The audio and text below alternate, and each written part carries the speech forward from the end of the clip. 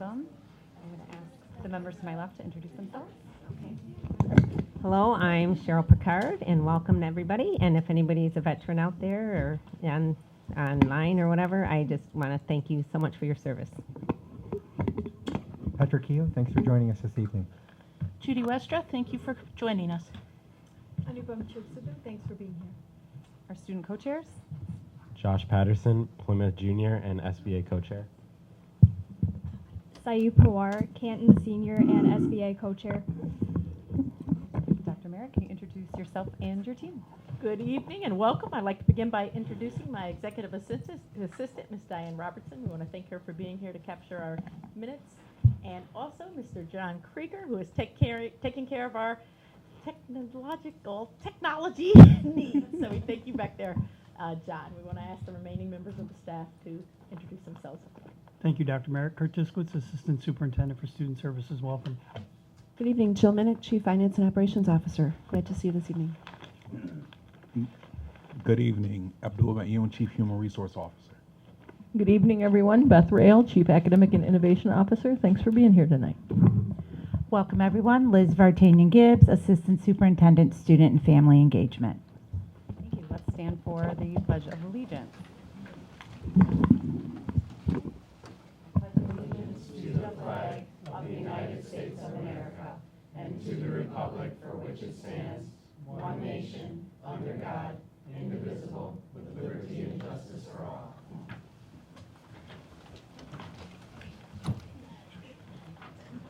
Okay, we're moving on to the adoption of the agenda and the approval of the consent agenda. Can I please have a motion? Madam President, I move that we adopt the agenda, approve the consent agenda, action item number 25-11-27. Second. Okay. Dr. Merritt, can you please take us through the agenda? Thank you, President Christensen. This evening, our consent agenda consists of human resources transactions since our last time together. We have new hires for your consideration, as well as resignations and retirements. We also have the approval of the minutes from the following meeting, October 22nd. This is our special meeting, and the regular meeting from October 22nd, 2024. Great, thank you. Okay, we'll call for the vote. Those in favor, please say yes.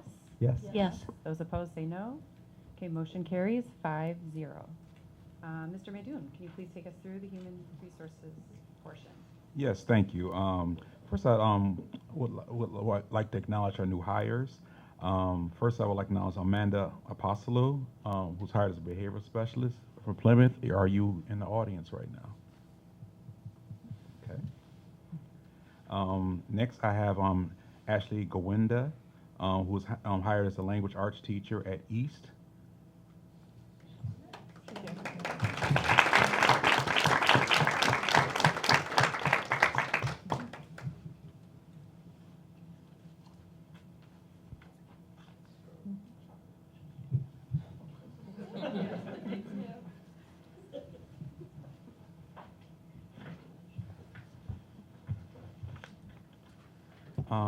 Next is Andrew Pola, who was hired as a biology chemistry teacher at Canton.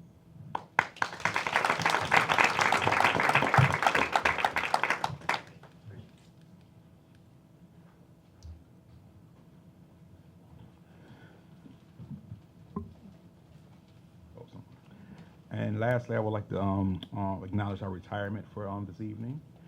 Susan Davenport, who was an accounting specialist and accounts payable at the admin building. She had been working for the district since 2006. We wish her well in her future endeavors.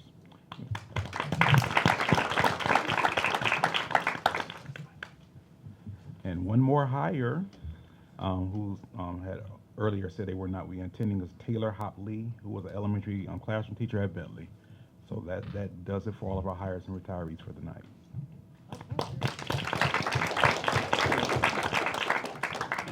Thank you very much. Okay, we're moving on to celebrating success with Member Picard.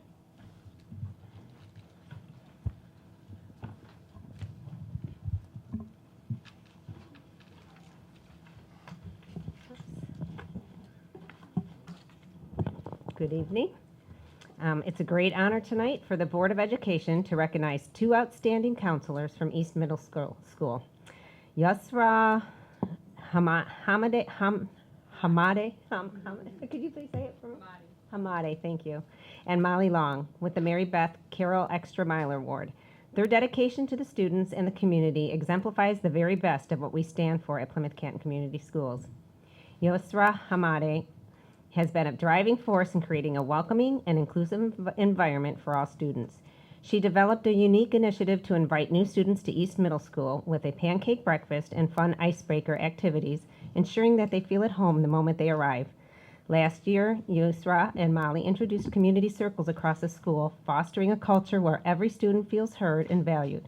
They took the time to visit every social studies classroom, building a stronger connection with students. This year, Yusra has continued to make a difference by organizing field trips to local colleges, providing students with real world opportunities to explore career paths that align with their interests. Her commitment to students' success goes beyond academics. She works tirelessly to support students' social and emotional growth. As an expert in restorative practices, Yusra is always ready to collaborate with teachers to create positive classroom environments where every student is respected and empowered. Now let's introduce Molly Long. Let's bring, I don't know if we'll bring her up first, or you both want to come up? Why don't you both come up? And I'm going to... We got both of you up there. Okay, so come on, stand over here. And I'm going to introduce Molly Long. And Molly is a counselor who consistently goes above and beyond. She's a natural leader, always looking for ways to improve systems and processes. Molly has taken charge of important initiatives, including master scheduling and math placement exams, ensuring that these critical processes run smoothly. Additionally, she develops a new communication system to keep families informed about their students' academic needs, making sure that parents are always kept in the loop. Molly's focus on student well-being is reflected in her Wednesday Wonder initiative, which provides students with a chance to connect with one another, build meaningful relationships. Her commitment to fostering a sense of belonging and inclusivity has created a more supportive environment at East Middle School. Sorry. Molly and Yursa work hand in hand to visit classrooms and facilitate community building circles, ensuring that all students feel safe, heard, and respected. Through their efforts, East Middle School has become a place where students can thrive academically and socially. And so this time I'd like to invite Ten Younglis, is he here? The principal of East Middle School, and Saisha Dyer, the assistant principal, to share their thoughts on the incredible work of Yusra and Molly. So whoever wants to go first. Thank you. Tonight we have the pleasure to celebrate two incredible members of the East Middle School team, our school counselors, Yesra Hamadi and Molly Long. This recognition speaks to the remarkable dedication, compassion, and unwavering commitment to our students and school community. Yesra and Molly, your willingness to go above and beyond, to be there for every student and staff member shows who you are, and it is truly inspiring. This award reflects countless ways you make our school a better place each and every day, from lending a supportive ear to building students through challenges. When I spoke to some of our students and told them that Mrs. Long and Mrs. Hamadi were receiving this award, they were thrilled. One student told me, "Mrs. Hamadi makes me feel safe. She allows me to talk about how I feel, and I don't have to worry about using a filter." Another student said that Mrs. Long helps me to really express myself. She pushes me to learn new strategies and coping skills. Ladies, congratulations on this well-deserved recognition, and thank you for everything that you do.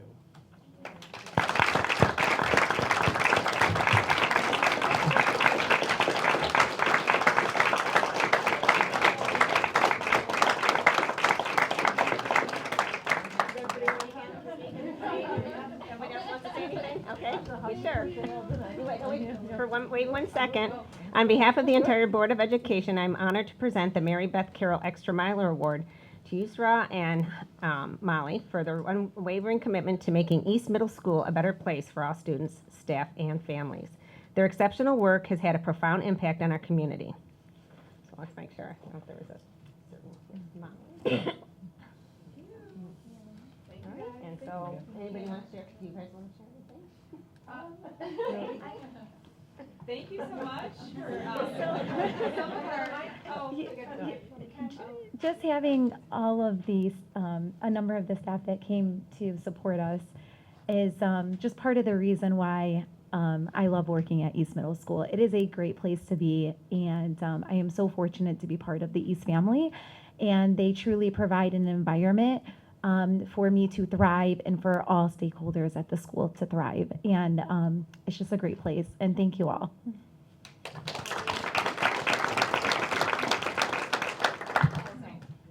Same thing as her. I I don't want to hold anybody up, so. All right. Oh, do you want a picture? Who wants a picture? Oh, sorry. Bye, guys. Congratulations. Thank you. Thank you.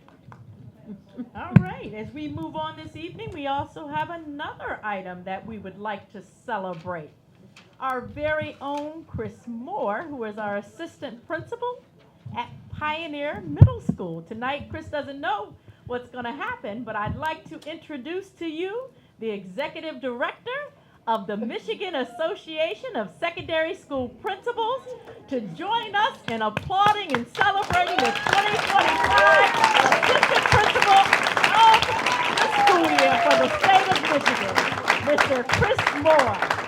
Come on in, Mr.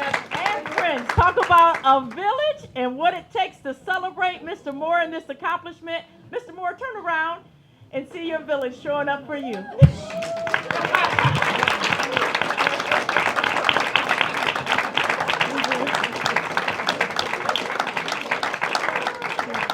It's quite beyond village, so we'll let them keep coming. So there's a lot of people. It's amazing.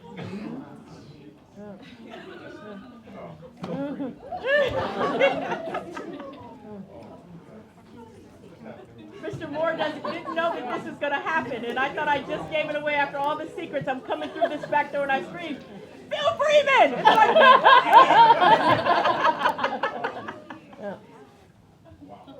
how nice.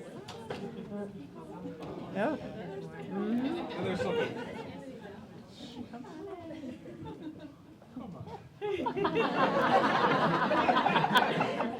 They were all in one car.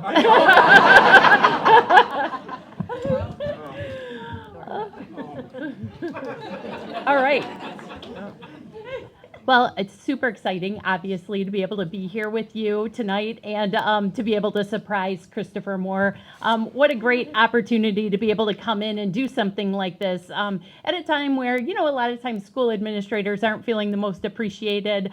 And the hours are long and the work is hard, but it's awesome to be able to actually take some time to do some recognition. So, good evening, everyone. I'm Wendy Zadab, the Executive Director at the Michigan Association of Secondary School Principals, and we are excited to be here today with you to honor Christopher Moore as the Assistant Principal of Pioneer Middle School as the 2025 Middle School Assistant Principal of the Year for Michigan.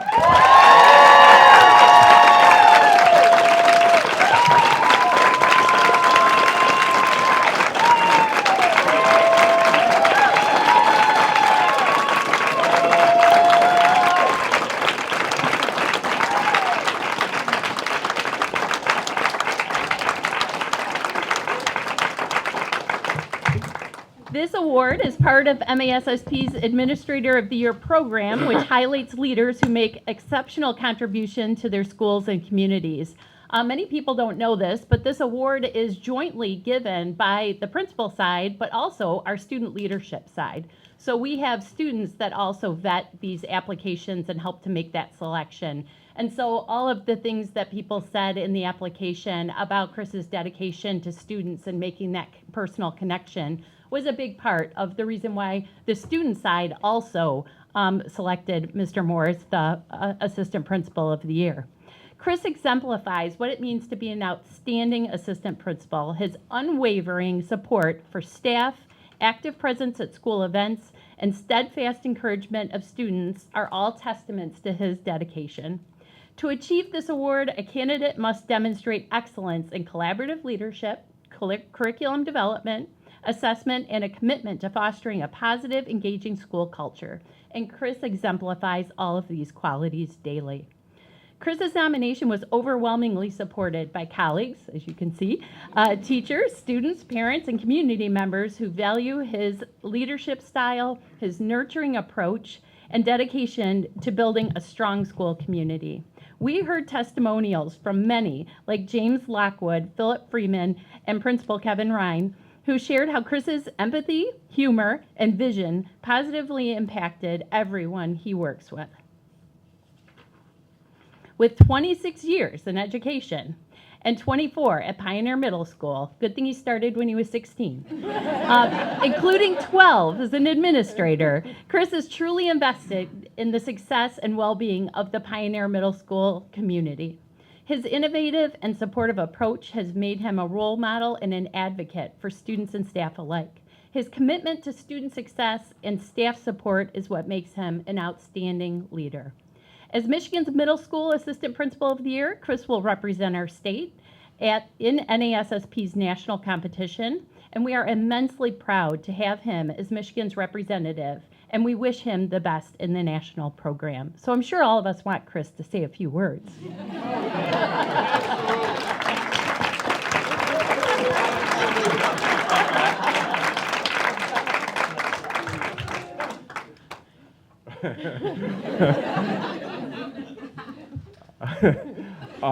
This is why I won, is because the amazing people I work with. And the students, it's just been awesome. So it just means a lot. So thank you. Sorry.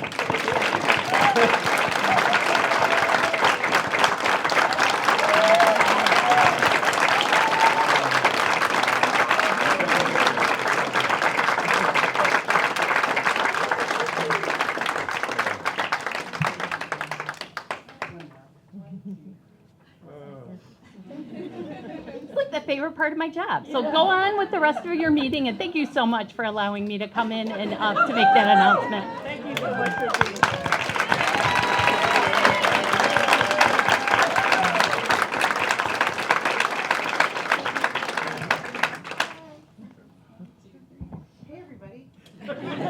Any of my fellow board members like to say a few words?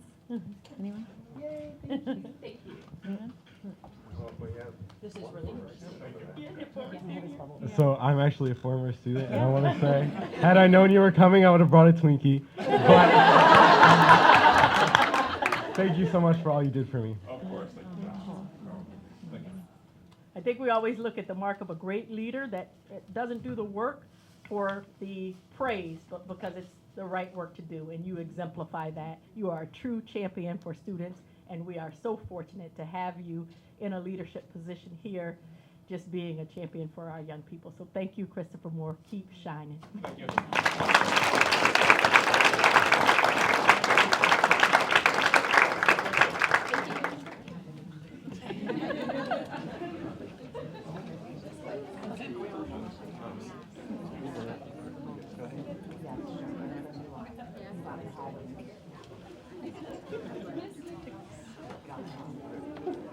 Mr. Ryan, if you want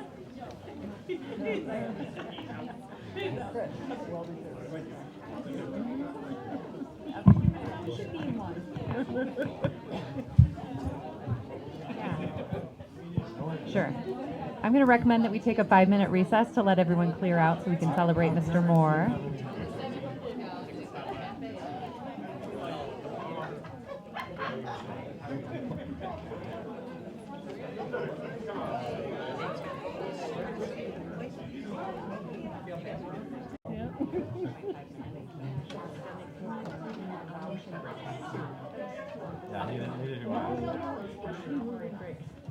That the famous Phil Freeman. That I hear so much about. All right, I'm going to suggest that we reconvene from our recess here, and we'll move on to board committee reports and action. I just have to say, like, this is such a hard thing to follow up after. We have so many wonderful things to celebrate. So, I mean, I wish we could just end the meeting and go hang out with everybody, but here we are. I'm grateful for those of you who stuck around with us. My president's report is short and sweet. A couple things I wanted to touch on. I just wanted to thank the community for supporting the Wayne Risa enhancement millage renewal.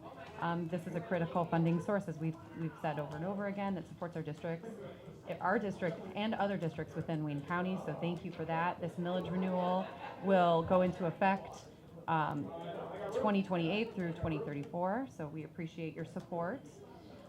Additionally, I want to extend a warm congratulations and welcome to the newly elected board member, Miss Jennifer Voss, who I believe is here. If you could stand up.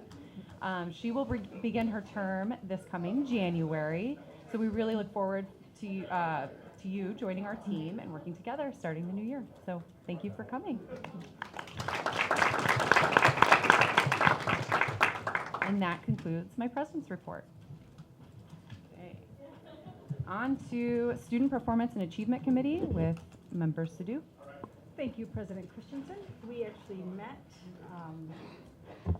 November 6th, and we had 3 items, one of which was the fall data that we are actually going to have today. So we went through a vetting process during the board or SPA committee meeting and provided feedback, so you're going to get an opportunity to see that and ask questions and provide more feedback. We also had 2 course proposals. One is Soundscapes, Composing and Arranging, and the other one is Evolution of Music. Both of these courses are creative opportunities for our students to engage in music opportunities, and student feedback was a part of this process. So we will, as a board, have an opportunity to go through that at the next meeting for a first read. So you'll get more information at that point. And our next meeting is December 4th, 5 p.m. in this room. Thank you. On to Policy Committee. Member McCoy is not here this evening. Member Sadoo, can you also provide an update? Can you go back? Yes, of course. That's totally fine. We will move to Finance and Operations Committee with Treasurer Kehoe. Sure. We met last Thursday, November 7th at 5 p.m. here in this room, and we reviewed a couple of things that will be on the agenda this evening, or actually one thing that will be on the agenda this evening, which is an upgrade to the fire alarm and smoke alarm system at Allen Early Childhood, as well as we reviewed the financial reports as of the month of September. Our next meeting is Thursday, November 21st, 5 p.m. again here in this room, and we welcome the community to attend. Thank you. Okay, then we have Student Voice and Action Committee, and I'll kick it over to Josh and Saeed. We have not met since our last meeting, but we have an upcoming meeting on Monday, November 18th at 4:30 p.m. in the Discovery Auditoria. Thank you. Thank you very much. And back to policy. Who sent the meeting since the last board meeting? Oh, okay, thank you. I was going to say, I don't have any updates. There was no meeting since the last board meeting. So I'm like, I don't have any new updates. Okay. Oh, see, sweet. Thank you for feeling me out on that. And the next meeting is? Sorry. The next meeting is Tuesday, November 26th at 5:30 p.m. in the room down the hall. Please join us. Thank you. I appreciate you letting me put you on the spot like that. Okay, we're on to administrative reports and recommendations. Dr. Merritt. Thank you. I joined President Christensen in her gratitude to our community for the support of the Wayne County enhancement millage, that renewal that took place. Again, that's a tax for 6 years, beginning in 2028. This millage, of course, provides locally here in Plymouth Canton about $6 million to our general fund. And so when we think about long-term planning, that coupled with our operating millage this year, as well as our state aid, it allows us to continue to align our resources to support the needs of our students, our staff, as identified through our dynamic plan. So we're very excited about that. And again, getting out there early so we can have long-range planning is something that is so key. I want to talk about another thing that we're thankful for as a part of our dynamic plan. We're talking about community and partnerships and the importance of these partnerships to really ensure our students have what they need and really enhance their experience. We want to thank the Margaret Dunning Foundation. They awarded our school district, our advanced automotive program, with a $43,000 grant. And this grant is going to be used to purchase a tire changer. And we've been talking about that electric vehicle. It'll support equipment for that electric vehicle.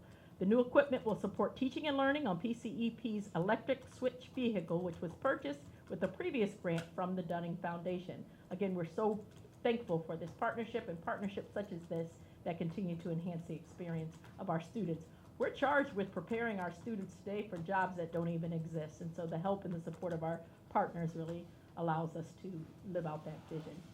Want to celebrate and congratulate our PCEP marching band. They had a strong showing this weekend at the state competition. They came in 3rd place at the Michigan Competing Bands Association State Championship. That was taking place at the Ford Field earlier this month. The band was scored on musicianship, visual accuracy, general effect, color guard, and percussion, and they earned an overall score of 89.75 with their show titled The Line. So I do believe that they're going to be traveling to Indianapolis this week. They will compete against 112 marching bands representing 20 states across 3 bands at the Bands of America Grand National Championship held at Lucas Oil Stadium. I want to thank the board for your support of their new uniforms. They're not quite in, but when they get here, they're going to be out there rocking and representing with all that incredible talent. We want to thank our band, our directors as well, because they really just support our students and help them to shine and soar. So congratulations to them. The congratulations continue. When you talk about our staff and our students in Plymouth Canton, they truly are the gift that keeps on giving. Let's congratulate together our Executive Director of Integrated Technology Systems, Mr. Mark Salzer. He received the Michigan Lottery's Excellence in Education Award for his exceptional contributions to students, staff, and the school community. Let's join Mark is probably the most humble person that I know, so he probably can't stand the fact that that was on the news this evening, and we have his picture up also as well. This award recognizes outstanding public school educators in Michigan. Weekly winners receive a $2,000 prize and a chance to win $10,000 in the Educator of the Year award. We all know Mark. He's known for his dedication to integrated technology and education. He was recently celebrated here for a Mary Beth Carroll Extra Miler Award. For the one-on-one Chromebook program. Again, he doesn't like the public accolades. He doesn't do the work for the accolades. He does the work because it's right for students. So we're so fortunate to have him as a part of our team, and we celebrate this accomplishment. When we talk about our students, we want to invite our community to come out and support our park players. They are also an award-winning group, and they are going to be presenting their second show of the 24-25 school year, the Jim Leonard's Anatomy of Gray. This show, I believe, is set in Gray, Indiana in the late 1800s, and the story follows a young girl who prays for an end to suffering in her own town and thinks she can get her wish at first. This is a story that explores the themes of death, loss, love, and healing through a unique coming-of-age story. This will run for our community November 15th, 16th, the 22nd, and the 23rd. This will be at 7 p.m. in the Gloria Logan Auditorium. Also gives the community an opportunity to take a look at that investment. So I encourage all to support our young people and take a look at that auditorium that is reflective of the incredible work that goes on within. Finally, PCEP invites 8th grade students for Shadow Day. You might have seen this on our social media platform. One thing many of us have been parents going into the park, that campus, almost 6,000 students can be overwhelming. And so I love the opportunity that we have to open up our campus to incoming 8th grade. They have an opportunity for their families that live within our district boundaries, but currently don't attend P-CCS school to really come on, spend the day. They're paired with current students. They get an idea of what the park life is all about, put it into their myths, because there is a place for everyone at PCEP, and having that opportunity to really shadow that program is something that I think our community appreciates. That will take place on November the 21st. This program really fills up quickly, so we want to make sure that our families are aware early and that they register, and I believe that they can go on the PCEP website or the P-CCS website to register for this event. I will want to conclude as we walk into this season of giving, for the Thanksgiving season that is ahead of us. 88-1, the park's annual Thanks for Giving Pledge Drive is underway this week. We all in our community value and appreciate our young people as they run this student-led radio station. And the support of the community is so key in the success of this radio station. So you will hear over the 88.1 in your cars and in your homes this pledge drive. It raises vital funds for the station. Remember that this station has actually been named Michigan's High School Station of the Year for the past 7 years, and that's not by chance. That's under Bill Keith and John Krieger, and I know Miss Lauren Cummins is back there as well and contributes her time to the support of our students. So we want to just really get our community involved in this. Once the campaign raises $200,000, it will trigger a finishing grant from the Rotary Club of Plymouth, we recall, to provide another $200,000 to complete their upcoming project. So you can learn more about the pledge drive at the station's website, 881thepark.com. And that concludes my report for this evening. Thank you, Dr. Merritt. Okay, we will move on to teaching and learning with Ms. Rail. Yep, and I'm going to invite to the podium Jonathan Flukes, our Director of Data Assessment, Research, and Evaluation. We're going to share with you the fall data review, some updates, and some of our baseline data for this year. So, welcome, Mr. Flukes. No applause.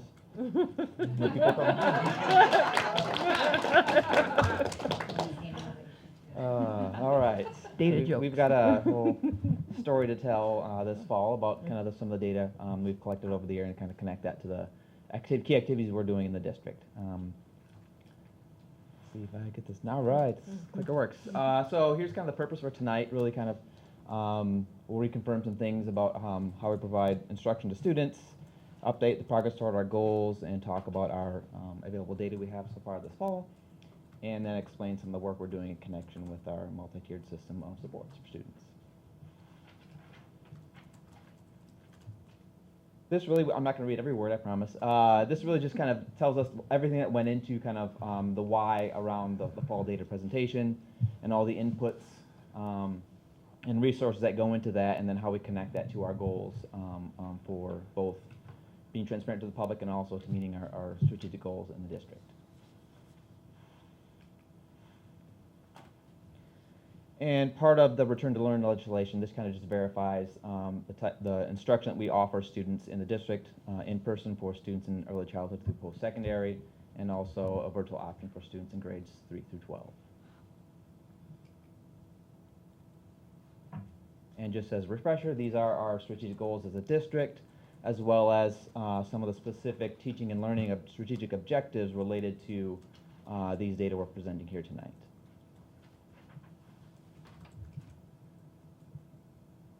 So just a big overview is that really we're looking at really high-level data in the presentation here tonight, and it's more kind of what we refer to as kind of satellite data. So we've seen this graphic in the past. I just wanted to review that again, that these are kind of larger grain size data that we use to kind of identify patterns that we might see in the data or areas to investigate further. So these don't necessarily tell us everything we want to know about our system or our students, but the kind of indicators that lead us into kind of point us in general directions. And we're going to look at these main things tonight. Demographics, oops, a little too quick. Demographic, attendance, behavior, and then look at a few different metrics around student achievement, both from the state assessments and also our local benchmark assessment, NWA map. So just a quick refresher on kind of our student population. What does our student population look like? So it's really for the most part unchanged in terms of the racial and ethnic background in our community. So that really has remained fairly unchanged compared to last year. And in terms of students, other student demographic groups, that also remains mostly unchanged. However, we are seeing slightly fewer rates of families in identifying as being economically disadvantaged, most likely probably due to the access to the universal meals programs we have in the state of Michigan. So this probably, that 90% probably is a little bit of an underrepresentation of the economic need in our community. And as a reminder, students can be in multiple student groups, so this doesn't negate someone from being in multiple. So a student could be in all of these student groups or one or none of them. So let's get a little preview of the attendance so far that we've seen this school year and look at it in context with what we've seen overall attendance the last 3 years. So good news is that we're seeing improving attendance rates. So just for this year, looking at all students, so far this fall, we've got about 94.9% attendance rate. and that is trending up pretty much in all student groups when we look at some of our official attendance data for the last 3 years. So positive news, definitely. And another metric we look at when we talk about attendance is, let me click it one more time, is chronic absenteeism. So that's where we identify students as missing 10% or more of the school days possible, and that for positive news is decreasing. So we have fewer students so far this fall that are falling under the threshold of chronically absent in all student groups. And here's the comparison to the last 3 years of our official data. So good news in attendance realm. We're also seeing in behavior some positive trends in terms of lower numbers of suspensions in the fall compared to last year. So last year we had a large drop compared to previous years, and we're continuing to see that lower trend of the number of suspensions that are occurring in the September and October months during the school year.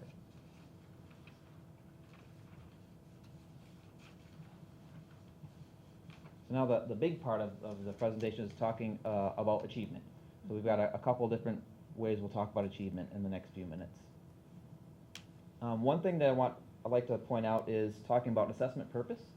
One of the key things about assessments is that there isn't a single assessment that can do it all. So specific assessments are designed to do specific things. And so I'm going to talk about the state assessments and how they're designed to do different things than some of the other assessments we have in our system. So this here is a nice summary of some language that the state has put out about why the state assessments exist for schools and for students. So it's really about meeting state and federal laws and assessing students and systems around the state content standards. And when we talk about college, we'll talk more about college readiness when we talk about the PSAT and SAT. So it really provides stakeholders information about how students, schools, and districts are performing.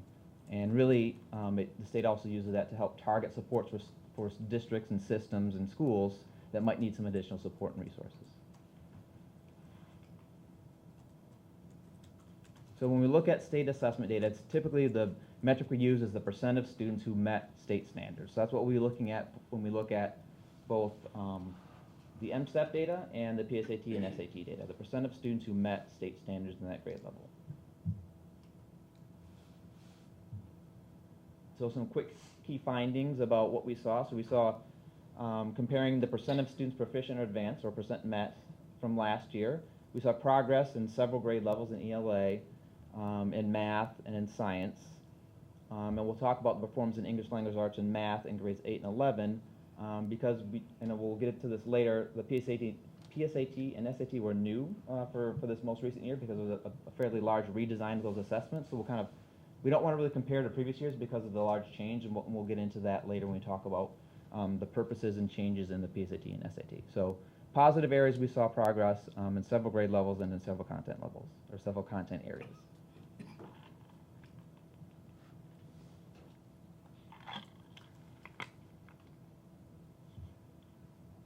So this is the percent met. So we've got a 3-year trend. Plymouth-Canton is in the blue there. So this shows us the percent of students who met state standards over a 3-year trend. And those lighter colored lines in the background represent the county, Wayne-Risa, and statewide. So it kind of gives us a relative performance of how we did relative to the rest of the county and the state, as well as individual trends for individual grade levels and content areas. So this really is kind of a graphical representation of the previous slide, just in a way so you can see kind of that relative difference compared to some of our peer districts in the county and the state. And one reminder, at times you might see slight variations in percent proficient. Generally 3 to 4 to 5% might not mean large things are happening, but again, if we're looking at large satellite level data, it just points us in general direction. So it might not mean something real is happening. But it is something that we continue to look at and then dig into deeper, looking at our other data that we have in our system to investigate whether or not these things are actually real things happening, or things that are just maybe functions of how the state test works in terms of the percent met and the cut scores used for that grade level and year.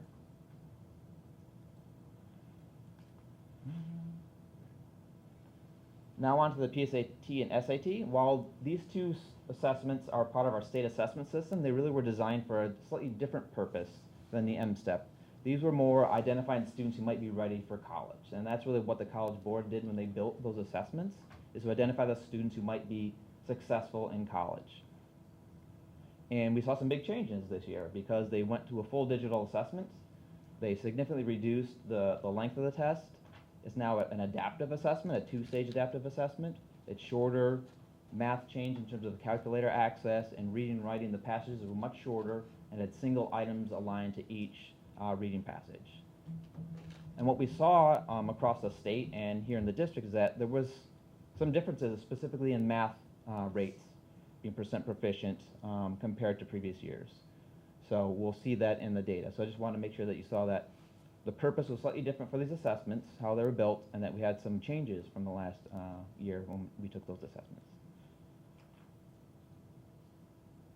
And this is a similar report, and what I've done here is kind of separated where that digital change happened for the College Board assessments for the 23-24 school year. So you can see that in grade 8, in ELA, there was, grade 8 students did quite well in the new version if we look at prior performance in the past, and then when we look at math, it looks different. So again, satellite data, high level, investigate why might those assessments have looked different for students. And you can also see the pattern was very similar when we look at the county and the state. So this wasn't something unique necessarily to Plymouth Canton around kind of that shift to the digital assessment.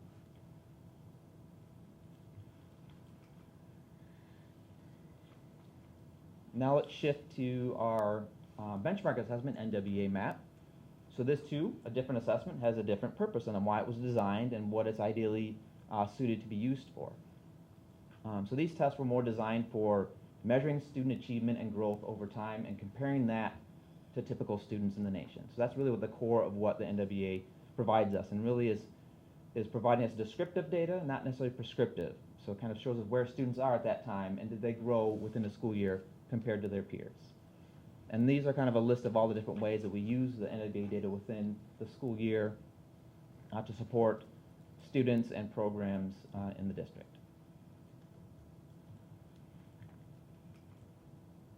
And to dig a little bit deeper, because we have multiple data points within the school year, not like our state test where we only do that once a year, this kind of provides how we use that information within the school year. So in the fall, we kind of see those data as a starting point for both teachers and systems to see where students are at the beginning of the year. And then in the winter, we use that as kind of a checkpoint at the middle of the year to see how things are going, but also it's an important time of year we use that to help monitor some of our programs for student reading improvement plans, advanced course placement, and other programming decisions, as well as identifying students for our gifted and talented program, the TAG program. And then that spring data gives that within-year growth that we can talk about how well students grew within the school year compared to their national peers. So since we're on the subject of NWA, there was some change to legislation this school year that impacted how districts need to be collecting that information from students. So the state changed some language about when districts are expected to deliver those assessments. And the change they made this year was that they expect districts to assess students within the school year from the fall, and they added the specific language of spring. They didn't have that language in the law before, but they added the language spring, which means that students in grades K-8 are to be assessed math and reading in the fall and spring of each year. So this is a change to the language that wasn't made specific until late September, early October from the state when they clarified their language, because when the law came out, they didn't have specifics about what spring meant. So we did clarification from MDE. And so this means that we needed to shift what we might do this year so that we meet the letter of the law. And so we're adding students in grades 3 through 8 who hadn't been typically assessed in the spring, so that way we met the new language in the legislation. So that's going to be a change this year. And we recognize that this does impact students and teachers and classrooms. But given the late notice, we kind of had to kind of shift right in the moment. And we are going to commit to kind of revisiting, does this meet our needs going forward? So for this year, we're going to continue our fall, winter, spring assessment and assess students in K-8, and then we'll kind of reevaluate if that meets the needs of all users in our system going forward. So now to some of the data we have for this fall. I won't read every word here as well, but this is kind of like a resource for the community in terms of some of the things they might see on NWA reports or some things they might hear when we talk about NWA results and scores. And I wanted to highlight a few of them because we talk about RIT a lot. And it doesn't have any real meaning, the word RIT. It's really just the scale that NWA uses to talk about their assessments. And it's kind of a scale that can be used across all grade levels. And then we'll also see in our reports, and we also see graphs that reference percentile rank. So when we talk about achievement percentile, this is a norm relative to that national comparison group. And then growth is really about meeting whether or not students have met a projection of growth. So again, that's a normative metric that tells us, did students grow like typical kids? And that's what we look at. We look at RIT, achievement percentile, and whether or not students met their projection.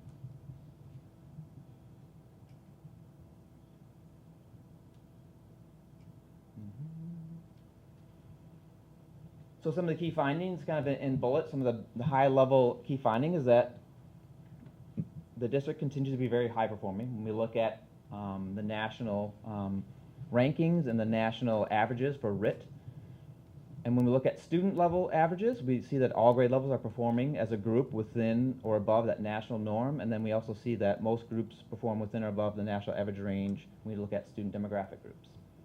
And in growth, most grade levels are within that range as well when we look at fall-to-fall growth for students. And so we'll see that now in our graphics, in our views. So here's kind of what it looks like when we talk about Plymouth Canton as a district when we compare us to the nation. So this is that RIT average. So we're those dark little circles, and then the gray circles are the national average. So this kind of gives you grade by grade, subject by subject, where we rank or where we stack up an average RIT score at each grade level and content area. And this is the ranking here. The next slide shows us what is that national rank as a system. What would we rank in each of those grade levels? So again, similar to last year, very high performing in the 80th percentiles in most cases for each grade level and content area.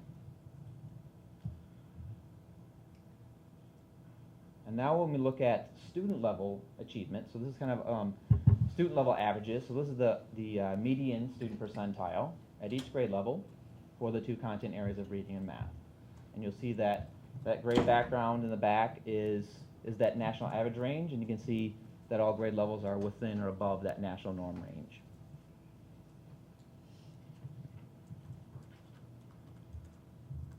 And this is our student groups.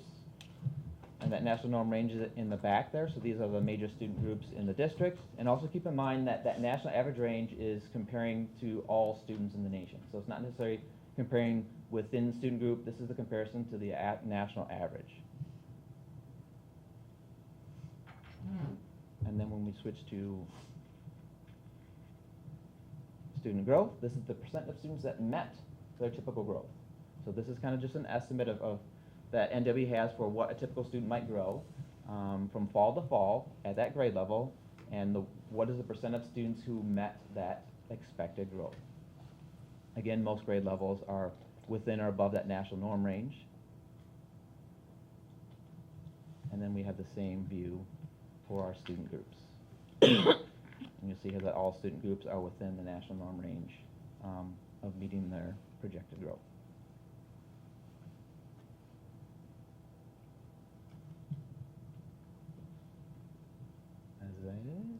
When you're going to hand it over. So just in summary, some very positive news in terms of attendance and behavior. We continue to be high achieving, and lots of places where we see lots of positive, but we also see some areas where we need to continue to monitor and support students. And I'm going to share a few things just high level like we do typically in the fall about things that we're doing to enhance skills, and then also remind the board and the community that at the end of the year we'll bring back data to anchor to these activities. So Obviously, and this is just an overview slide, but I'll talk briefly about each one. Our elementary building-based coaches, our elementary student success specialists. At the end of the year last year, we brought back data to talk about the elementary student success specialists and the middle school deans of student support. Let's get one here, maybe. There we go. As well as our high school success room, where we're trying to recapture instructional hours back into keeping students in school instead of suspending them out of school. Additionally, we're doing layered on continued job embedded support on UFLI foundations and morphology, and then the full rollout of collaborative classroom K-5. Those are our ELA programs, our English language arts programs. Additionally, we circled back, and we've talked about this at SPA, we talked about this at the board table, and Envisions Math, which we rolled out during the pandemic. So we're circling back and doing additional support for Envisions Math, which is our K-5 math program, including things like topic overview, step 1, 2, and 3. What that means is we're doing a better job implementing with fidelity because we're pre-assessing in the classroom and then differentiating within the structure itself. Instructional coaching K-5, we talked last year at the end of the year about the difference in the progress being made with instructional coaching. We showed some data around the growth of teachers who've been coached more deeply than others, and we'll continue to embed that work into our Tier 1 instruction with some additional Tier 2 supports. This is all kind of captured in this slide just as a summary slide, continuing all of these things, also supporting the equity cohorts, our MTSS teams, multi-tiered system of support. Our teams, as we look at each individual student in a building, what are their needs, bringing them together with the team to say, have we done this? Have we layered on this support next? And continuing all the way up through all of the supports that we have to offer. Additionally, in the last couple of years, the high school has implemented what's called the Early Warning and Intervention Monitoring System, EWIM system, where the teams start to monitor various levels of data to identify students earlier and to ensure that we're providing supports for students. This year, we also made an intentional focus on engaging in countywide and local initiatives around attendance and chronic absenteeism, which you saw, we've reduced some gaps in those areas, knowing that foundationally, the more students are in school, the more likely they are to increase their achievement. So as we make those connections together, we're also identifying appropriate additional data. For example, today, Dr. Lilly, myself, and Jonathan were talking a little bit about our DIBELS data, because we're seeing some things that look a little differently in our boots on the ground DIBELS data around demographic gaps than we are necessarily in our benchmark assessment. So we're seeing progress that's happening in real time that takes a little bit longer to show up in some of our higher level satellite-based data. So as we continue to monitor all of the data that we have in front of us to look at what do our students need today in the classroom. And then the other thing is we're doing a lot of intentional work. Jonathan's been spending a lot of time with building principals, with teacher groups, with teachers in classrooms to build those data literacy and assessment literacy skills so that we better use the data in real time to support our students. So all of that work continues. All of that work will be ongoing throughout the time, but we want to open it up to questions you might have for us. Okay, thank you. I promised from last time I wasn't going to start on this side of the table, so that means, Ms. Picard, you are up with your questions. Okay, I was actually someone had asked this question, which I'm curious too. How many times have they proctored or watched the young fives and kindergartners take the test, the NWEA? Like, do they have help, like somebody overseeing that?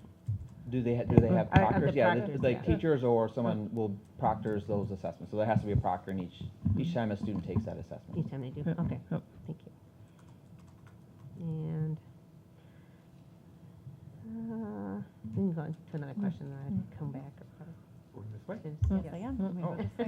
You're next. Yeah, I am going to go this way, and then I'll wrap around to Fine, just trying to Josh's make sure I side. understand the flow. Yeah, Um, you know, next time I might just bounce all over. Yep. Who knows? Yeah. We'll see, we'll see. Random Keep you guys on your selection. toes. On the attendance data Yeah. that we have here, I love the trend that I'm seeing, but I want to make sure I understand what we're looking at. Mm-hmm. I know that we have unofficial numbers for 24-25 for just the 2 months that we have.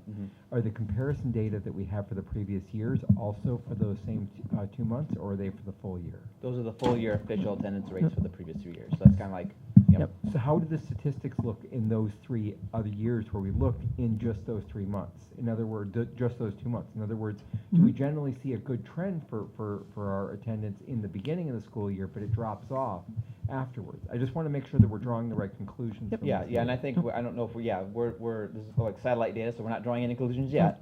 There's a promising pattern here and to investigate. So that's something we can investigate to see, like, do we see a similar fall pattern year over year? It's a little bit harder to pull those data to do that, but it's possible. So we can look at that and then say, you know, are we on track in similar years, or does this look different? So those are kind of that points in general direction to say, do we see this elsewhere, or does this pattern look similar? So yes. It'd be useful for us to understand that, because otherwise I'm afraid that we might be Mhm. drawing, the picture that's being painted may not be as rosy as we'd like it to be. Yep. One thing we do want to name, though, is the fact that we did an intentional, extensive focus around attendance this fall, across collaborative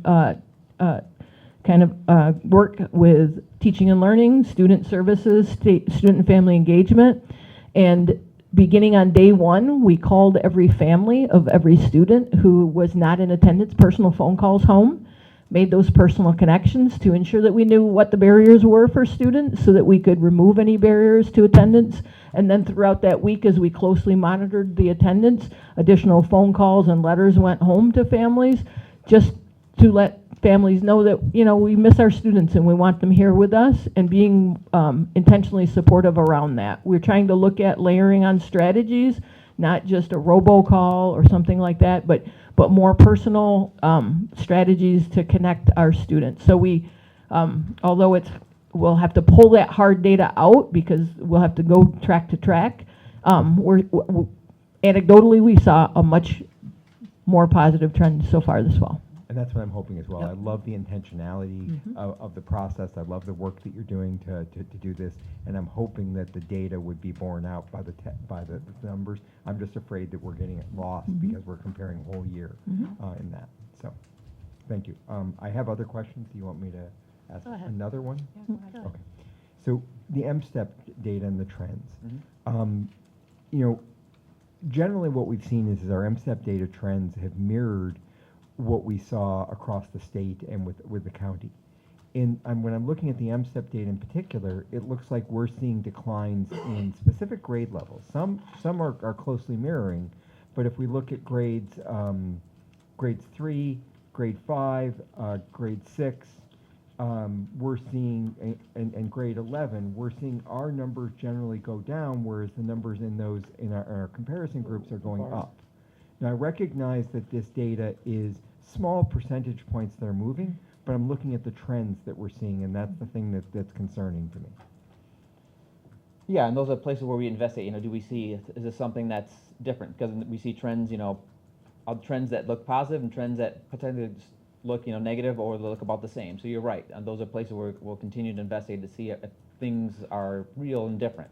We didn't share this year, but again, I think more closely after the pandemic, there was a study commissioned by NWA about kind of like the impacts of COVID, and that certain grade levels might take many years to recover, particularly our 5th and 6th grade. So some of those things are in the back of our mind, but also we're looking at some of that local data, the DIPLS data, that the NWA data to see, and also we're doing additional work, you know, with our resources in math and ELA that might be impacting, you know, and shifting us in a different direction. So hopefully we'll continue to monitor those to see, you know, do we see those trends, to make sure that there are things that we can't, you know, react to and kind of reverse that trend. Yes, so my question is specifically around some of the things that we're seeing in comparison. You know, I totally understand that we had an unprecedented time, but when we look at our surrounding districts, especially Wayne County, I would expect to see similar trends, but we're seeing some declines here. So I'm looking for some input as to what may be the reasons for that, and what we might be doing to address those issues. Yep. And that's when we get this data in the fall, what we do is we start to look at our classroom level data too. So that's where we have to dive deeper into it. So this is a piece of data that tells us one thing, but then we have to triangulate that with our NWEA data. We look at our DIBELS data, things like that. As we look at these grade levels and like our math, we know that we saw a dip in math, and we also know that some of that was the fidelity of the implementation and the retraining on some of our math programming. So we know that we took some impact from that, and so we've course corrected that. We're also looking at those things as we take a deeper dive into our curriculum cycle as well. We're looking at all of that data to dive into specific strand and goal areas. When we disaggregate our data, we're looking for, is it a pattern across specific areas? How do we remediate those areas? How do we enhance our teaching and learning around those areas? Are we missing things in our curriculum? Are we missing things? Is it a language thing where as our students are hearing one terminology in one place, is it looking different on the test? So there's that cross correlation with the assessment that we do as well. So there's a lot of pieces and a lot of moving parts to it, but we continue to dig into that and then make differences in classrooms.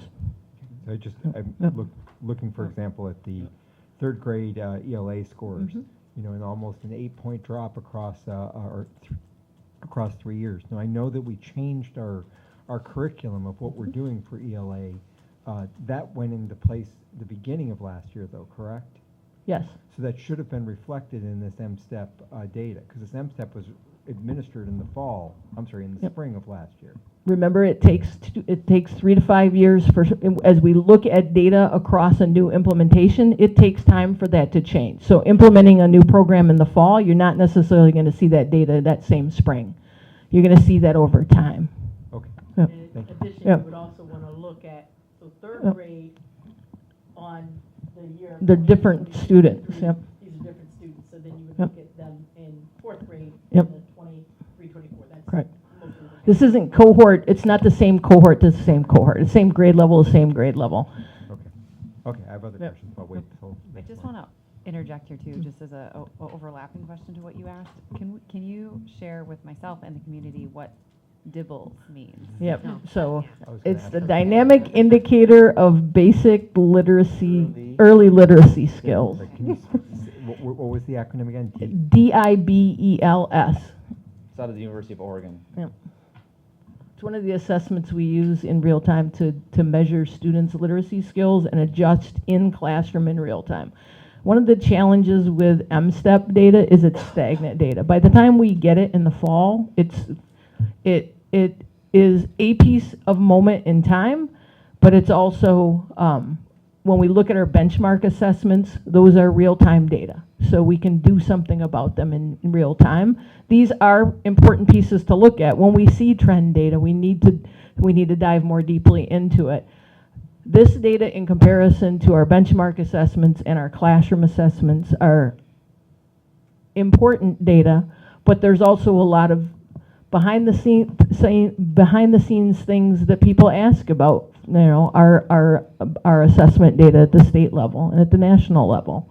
You know, there's a lot of research around the validity of those and different things. So I'm not dismissing this at all. I'm saying we need to dive into here. We need to continue to do this work.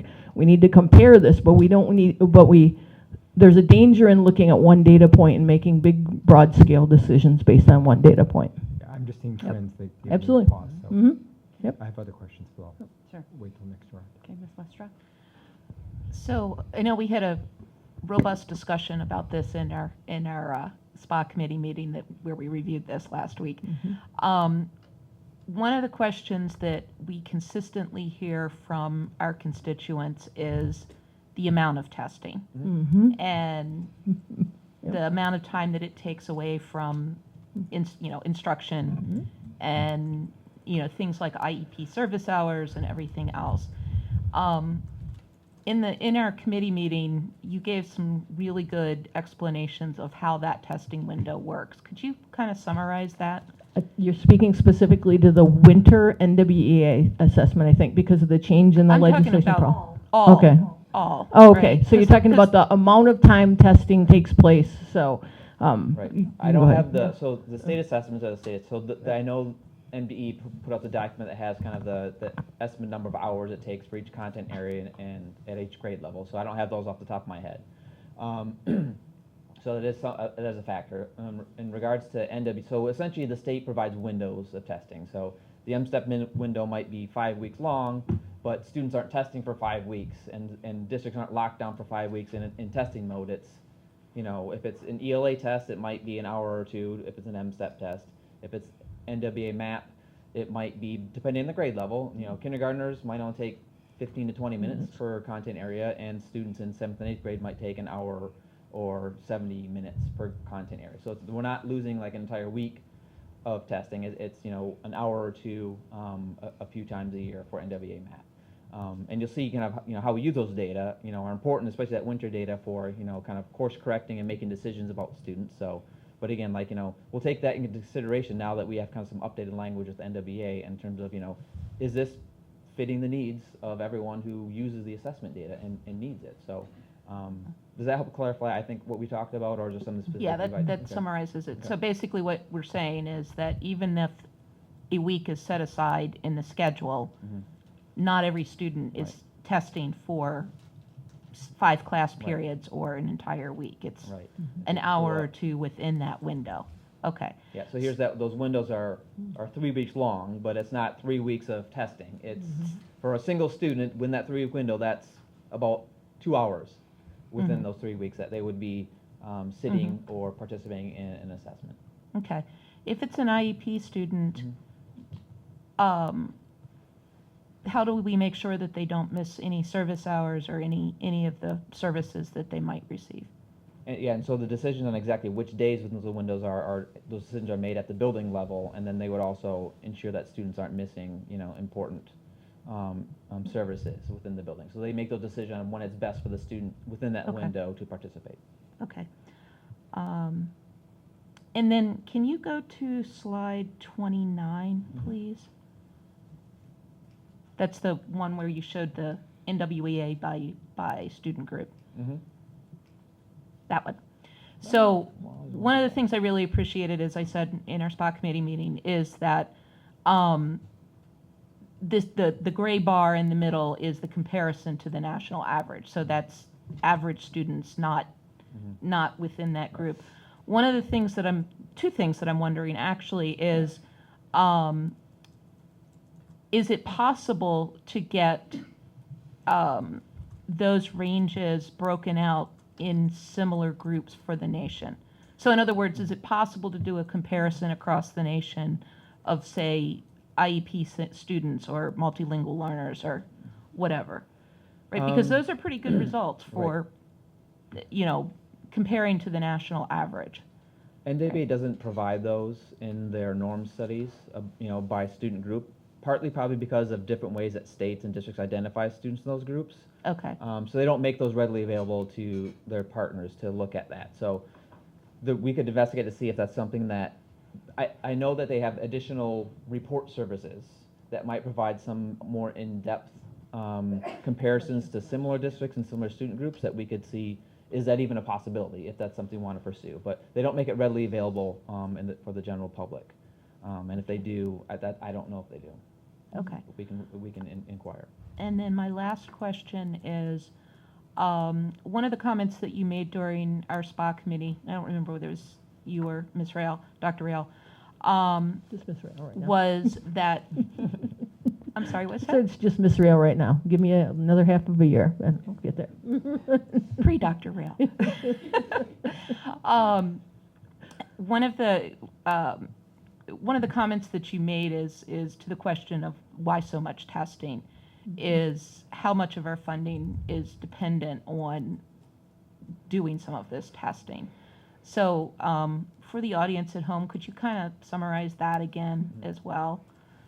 So in that legislation that talks about assessing students in K-8 with a benchmark assessment, so a few years ago the state made money available to districts, reimbursable up to $12.50 per student to administer a benchmark assessment, provided it followed these guidelines.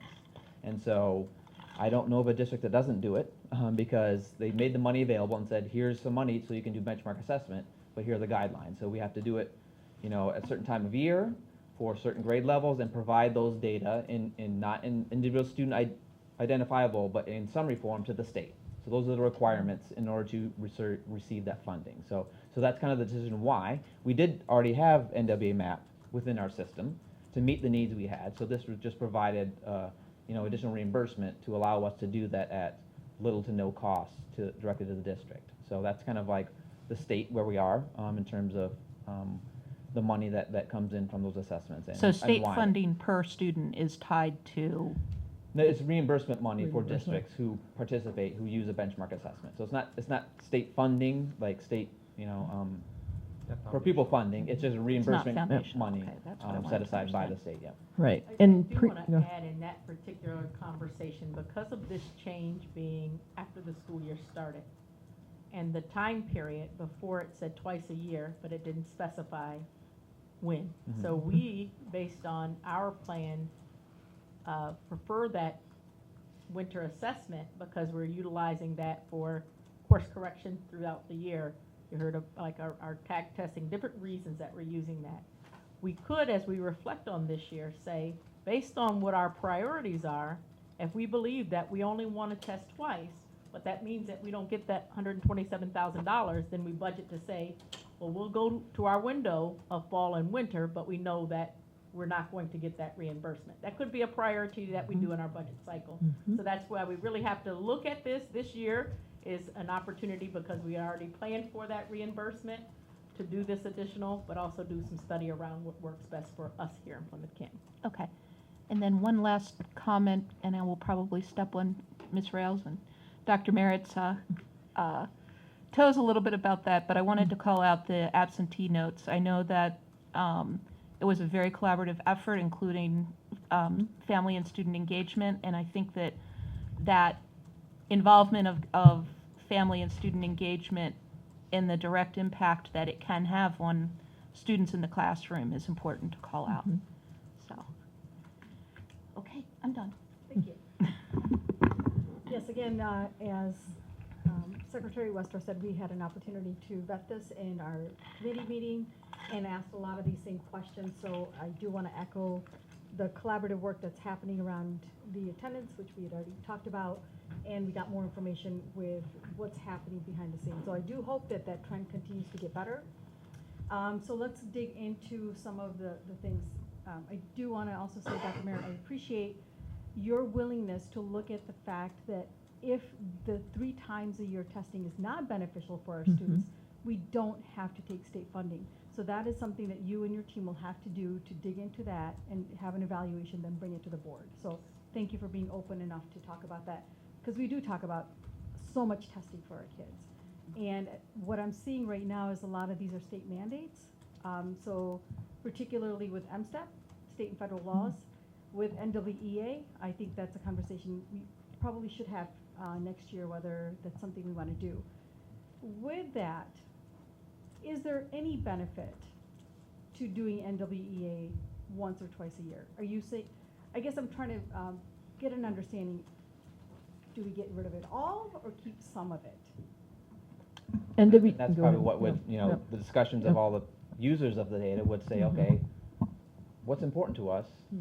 What do we need and how do we need, and when do we need it and how do we use it? And that would decide fall and spring, fall and winter, you know, or none. You know, so that's kind of a decision that we make as a district and all the users of those data. Yep. That- Currently, that data hangs its hat, or we hang our hat on many of our programs based on that data. So Dr. Merritt mentioned some of them.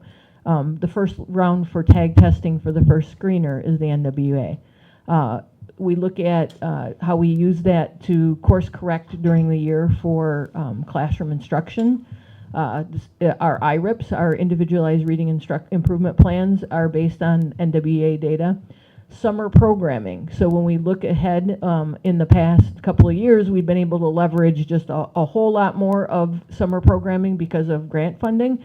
But our screener for the like K-8 Summer Academy historically has been the winter NWEA. So there's a lot of those winter ones that are critical in the moment. It's one of the reasons we had really deep conversation about this. In fact, we were calling the MDE quite often, just kind of pushing on that definition, because in the past, it didn't say it had to happen in the spring. So our winter actually met those requirements in the past. So we were able to, for the past 3 years, leverage that reimbursement.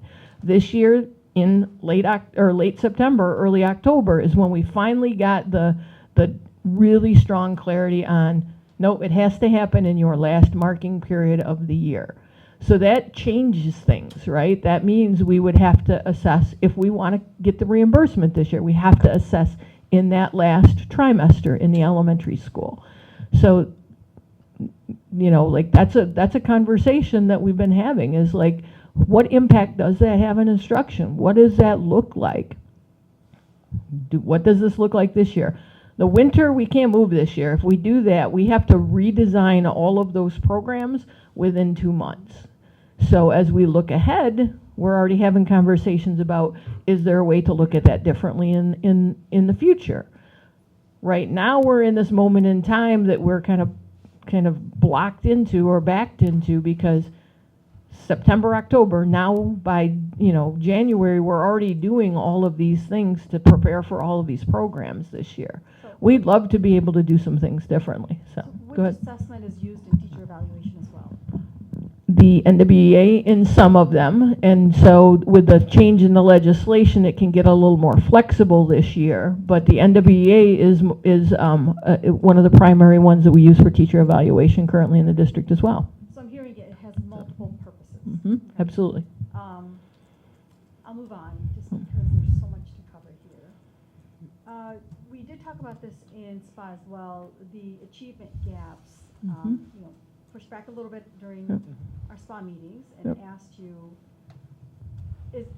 these are persistent. Yep. Are you okay with it? And if you're not, what needs to take place to shift those gaps? And I'll continue to push back on that. And I do understand a lot of programs are in place. Mhm. When do we expect to see change that Yep.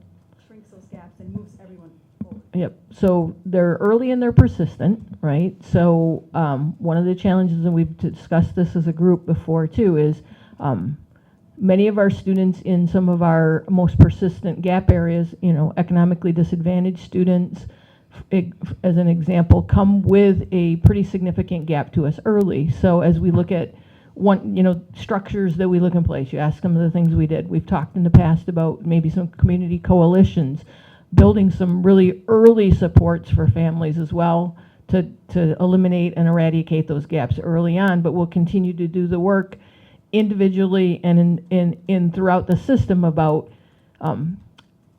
gaps change at the individual level, at the school level, at the classroom level, and then that's what moves big data. So as we look at all of those programs, we're seeing change. It's not as fast as we want it to be, so we start to look at what do we do next. The other pieces to think about that too are, and I mentioned this earlier, looking at multiple data sets, because we're seeing maybe some things different. We're getting into this data now because we have this data now to be able to dive in. Are we seeing something different in different data sets? So what does that tell us about the actual assessment itself, right? Those are questions we have to ask when we look at assessment literacy. If in our DIBELS data we're seeing something very different than we're seeing in our state data, what data do we really need to look at to inform classroom instruction? And that's what we're diving into, because now we're getting additional data sets to look at. We didn't always have them. We're looking at, as we're having conversations about a more balanced assessment program, about what does it look like to build in these multiple data points, getting to those common assessment pieces, getting to that data set so that we can make more informed decisions in real time. If I had a magic wand and could wave it, I would. But it's multiple strategies that continue to work. And trust me, the answer to your first question is absolutely no. We're not okay with gaps. We will continue to build every student's skill set until they're gone, and that's our work. the work that takes place in our classrooms every day. Yeah, you know, I understand that, and I will Mhm. be a voice of Patty since she's not here. She Mhm. talks about these kids only get one shot Mhm. right, in that grade level, Mhm. in that classroom. So we had actually talked about formative assessment. So what emphasis is being put into formative assessment with teacher training and efficacy, and our teachers seeing these things early enough, so we're not waiting for these 3 times a year, twice a year, or once a year kind of tests.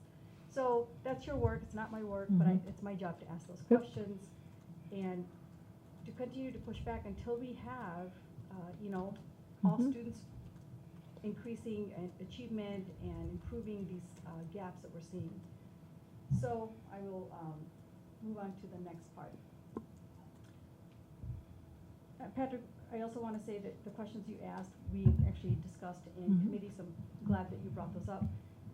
This one is more of a sort of a wondering in terms of the PSAT, SAT testing that you had talked about, moving to digital, the math decline. One wondering is this decline pretty consistent statewide? Having been a math teacher, I do know that when you look at a graph on paper or an equation on paper, you can manipulate it right there. But you see it on a screen, and now you're trying to manipulate that on a blank piece of paper. That shift of eye movement, trying to decipher what am I gonna, like, can I redraw this graph? Am I gonna mess it up? Can I redraw the equation? That's a lot for students to learn in terms of how to take a test. I don't want to get into how to take a test better, because that's not what we're in for, right? Mhm. But my wondering is still there. Is this shift consistent statewide, or is it unique to Plymouth Canton? I'd like an answer to that at some point, Right. maybe in board notes. Right, and I think the pattern looks almost identical. Which direction is it? Is it left or right? Left on slide 20.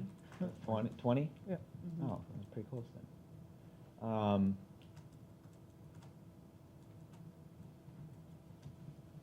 Yeah, so you go from paper 65 to Yep. digital 54, Mhm. 59 to 50. Those are pretty big shifts. Right. Um, And I think you see larger shifts in the more high-performing districts, and then smaller shifts as you get closer to kind of that state level. So we just see like the drop is big, and then it's just not as, you can't drop as, like if you're at 20%, you can't drop 10 points because it's very, it's more difficult to drop 10 points if you're at 20% as if you're at, 60%. So the drop may look more than the state, but the pattern is almost exactly the same, is that there's a big drop almost everywhere. And we looked at, neighboring districts, similar districts, economic-wise similar districts, and a very similar pattern in nearly all districts where we saw that same pattern in math. It just looked different. Is there an opportunity to request a paper, or is it too late? It's Request a what? a paper? No, test you for- can't. You can't, Okay. no. Only for students who have an accommodation for Okay. that is the only way that you can get a paper test. It's fully digital from the College Board. Got it. Okay, last question, and then I'll be done. President Christensen, can you talk about grade 2 dips in NWEA? I know it's come up in the Oh, past in yeah. our committee meetings, but I just want the community to know why there's generally a dip in grade 2. So NWA has, within their MAP assessments, they have, I think I have it in one, they have basically like a K2 test, and then a 2-5 test, and then a 6+ test. The K2 test has additional audio supports for students. So up through K2, a student can have some things read to them. So really the recommendation from NWEA is that if you're system-wide, you're going to have your second grade students take the 2 through 5 assessment, or if you're going to have all second graders take the same assessment, have them take the 2 through 5, because it puts them all on the same plane, and that way it gives them, it assumes that all students are independent readers at that point, and those who are not are going to struggle. They're going to struggle if they're not an independent reader at that point. So that's why we see that difference, because really the norms, we could have districts across the nation giving that K2 to their second graders. So we're really comparing to a mix of students who got the 2-5 and the students who got a K2. So we'll look a little bit different at that second grade level when we look at, like, for example, that percentile rank there. It's a little bit lower in second grade. You'll see there in reading and math, a little bit lower because we're being compared with lots of systems that may have given the K2 that has additional audio support for students. So that's kind of the reason, and that's a recommendation from NWA if you're going to do a full second grade system, use that assessment.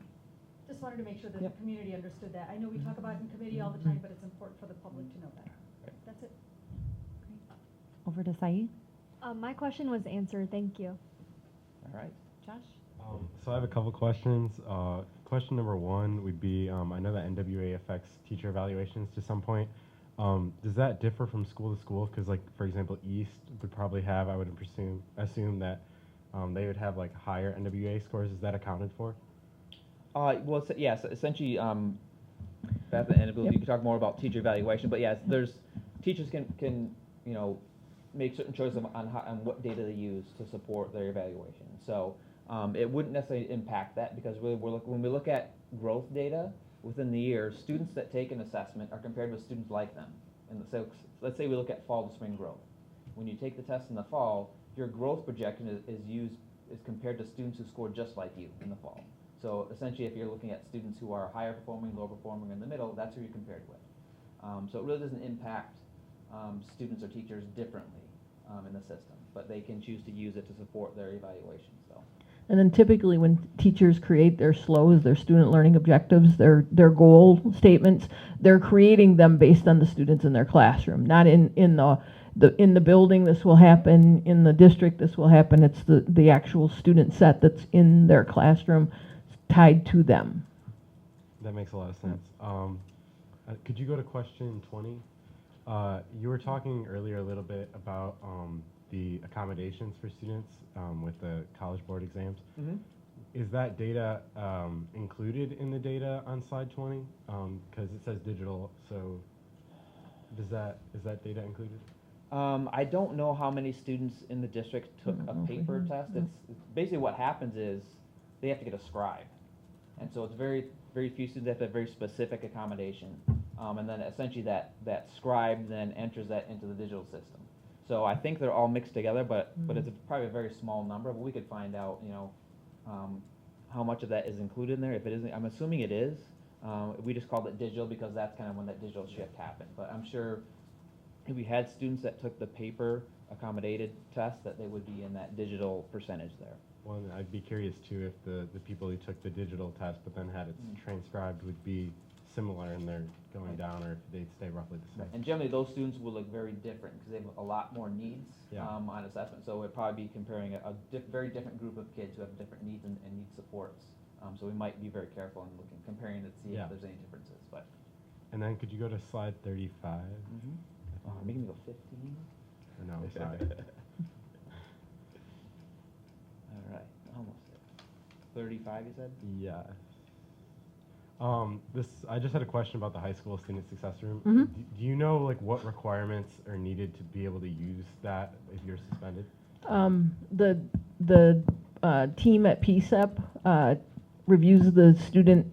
It depends on the infraction and then the needs of the student. So thinking about which students would benefit from that intervention. So it's a decision made by the team as they're in real time with the student if a student has an infraction. So. All right. Thank you. Those are my main questions. I'll let it move on. Coming around to me, I had a long list of questions, but my board colleagues asked a lot of them, so thank you. Going back to the new legislation around NWEA and adding that third test for spring, can you just tell me how many times a year were we testing prior for K through 8? So you mentioned, I think we're adding that third test 3 through 8. So what was K2? It was twice a year. Yeah. In the past, in P-CCS, this precedes me, there was a time when the district tested the windows 3 times a year. Many districts do 3 times a year and have historically done that. There was a decision made, and Dr. Merritt, I would rely on you for your ability to maybe pull that one out. In the past, a decision was made based on the amount of testing that was happening with students to eliminate that final window, right, and to keep 2 windows of the NWEA. So now we're back in a situation where it would revert back to way past practice, but it's adding a 3rd window. So. Yeah. So in the past, it was K8 in the fall, K8 in the winter, and then K2 in the spring. That's what we did before the change to the legislation language. and 3 through 8 as needed. So there was a decision if a teacher or a building or a family wanted that third data point in a 3 through 8, they could do that, but we didn't require that all students did because that's when those students are taking the M-STEP and the PSAT and the SAT. Or not the Yep. SAT, but the PSAT and the M-STEP. So there was a lot of testing in the spring. So that was why we made that choice.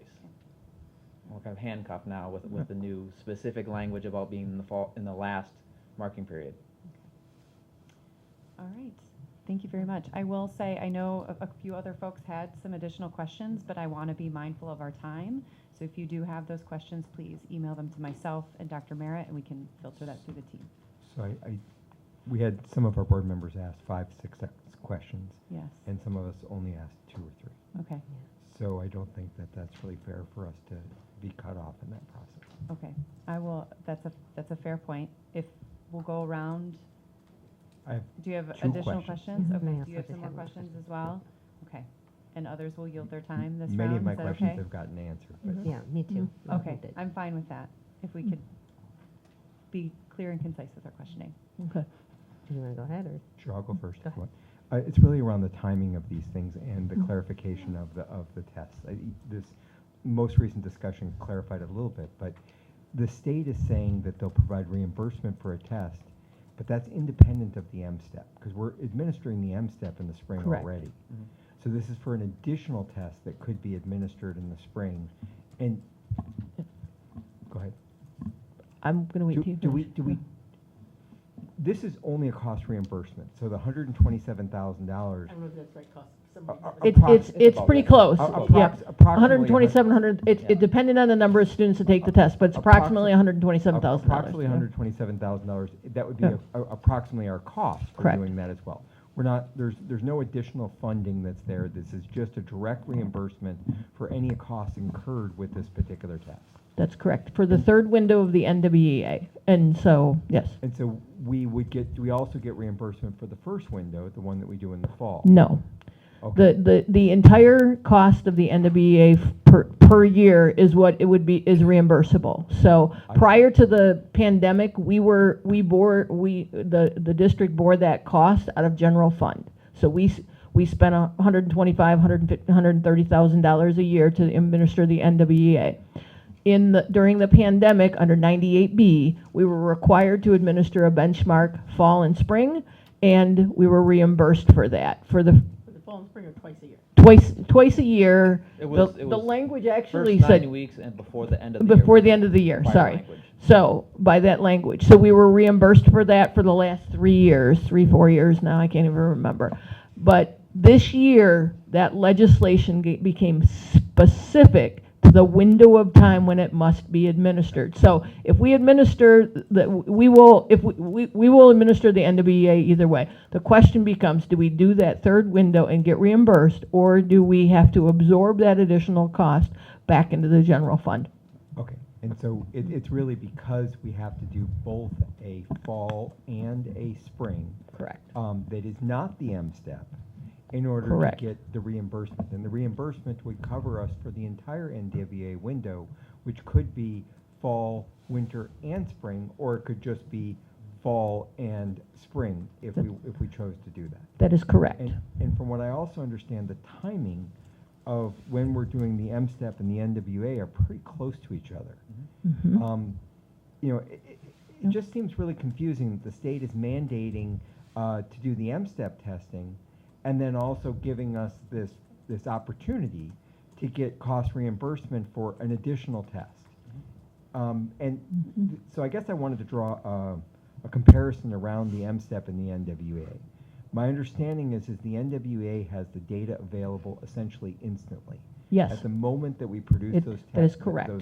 Yep. and we can action that information immediately as part of the work that we're doing, either in preparation for summer school, in changing the work that we're doing the end of those semester, it is available immediately. Whereas M-STEP data, we take the test and we get the results when? In the fall.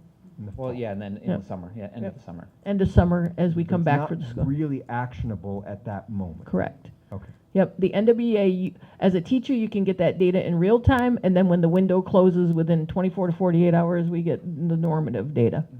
So Is there any opportunity for us to say, stop doing the MSTEP? I would love that. I mean, well, if you Because go back, that's really the, Mhm. we find a lot of benefits to the Mhm. NWA in the work that we're doing. It seems like the state recognizes the benefits to the NWA in providing us the reimbursement, but then they're asking us to do this MSTEP process. I had a hypothesis when we were in the pandemic that has not yet panned out. Because when they did reimburse us for the benchmark assessment, I was wondering, I talked with Dr. Merritt about this, if we were looking to the future of a shift away from the M-STEP and that the M-STEP would be eliminated in lieu of a benchmark assessment. The benchmark, there are specific ones that are approved by the state as well. So NWA is one of them. iReady is another one. Smarter Balance, or the Smarter Balance, and then Renaissance Star. Yeah, Renaissance Star. So you could only choose from one of the four, but you could choose from one of those four, and that's actionable data. So I had that hypothesis, but it hasn't panned out yet. So. But keep in mind that those assessments were built to do very different things. Yeah. So you couldn't just replace MSTEP with NWA. It doesn't give us the same information. So yes, it's if we could have a system that was just NWA, but maybe has some additional information that gave us MSTEP-like data, like that's more specific to the grade level content, that could give us that. Then and there are some states that are investigating an NWA-like system where that is their state test. But it's difficult to do, and assessment vendors are trying to figure out how to do that effectively that meets the needs of everyone. But the states haven't gone fully down that road yet, but they're investigating that. Thank you for that context, and thank you for the opportunity to ask those additional questions. Sure. I think they were aligned to everything else that we're Yep, talking I appreciate that. Thank you. No, and I just wanted to ask for the tag students, since they're not removed, and and also for the students that already have, that are in the 80 to 99th percentile, is there the need to take the test? Like, what would be the benefit of that, especially if they wouldn't be taken out of the tag program? So you're talking, okay, So so. to take an extra test like that. Yep. The benefit is really looking at their growth over the course of the year. So at the beginning of the year, are they progressing and growing as they should be? Because what we don't want to see is regression, right? So looking at that fall data, comparing that to the winter data and or the spring, depending, we want to see that they're growing at least a year's growth over time or more each year too.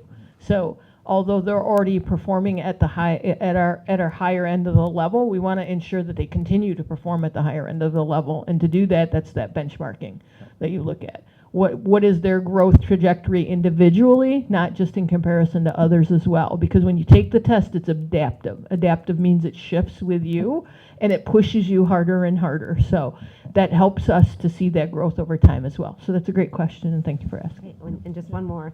So for the kids that are, let's say, doing below grade level, has there been any study to see where they end up through their whole school year?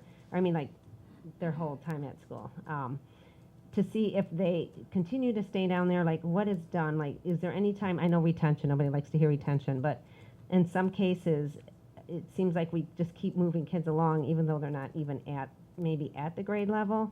And so I've just seen, where that sometimes works against them as they get moved up.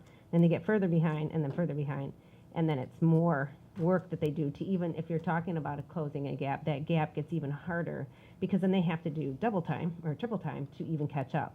So is there anything, I mean, I just had seen this in some kids, and just that the fact that, they struggle and then they move up and they struggle even more because now they're even more content for them to try to catch up to. So I don't know how that, is there ever been a study to see is that ever are they really helped in that? Because then they graduate and they really are still not performing where they could, and is there a way of, there's any studies, I don't know, where if they, especially in the early ages, to get to that point where they can actually have a chance to keep going. Can I clarify your question to Yeah, see if I'm getting it right? Which is the question you're asking, because I heard you mention retention. Yes, yes, Have there yeah. been studies around retention and whether that helps support students to catch back up? Is that? Yeah, and I know accurate. there's things Yeah. about holding kids Yeah. back and, you know, just There's social. there's things like there's that. a lot of stuff, research yeah. around retention, not about about Just- social just things, where they fit but in. about academic retention and the Yeah. fact that it actually does not support achievement and growth. And we can get you some of those studies, yeah. but there has been a pretty long lens and pretty extensive research around retention and the impact of retention on student achievement. And it's actually one of the reasons retention is usually not recommended and actually discouraged in many places, because in many situations, because data shows that it actually has more negative impacts on a student than it does positively, not just social and emotionally, but also academically. Okay, all right, okay. Yep.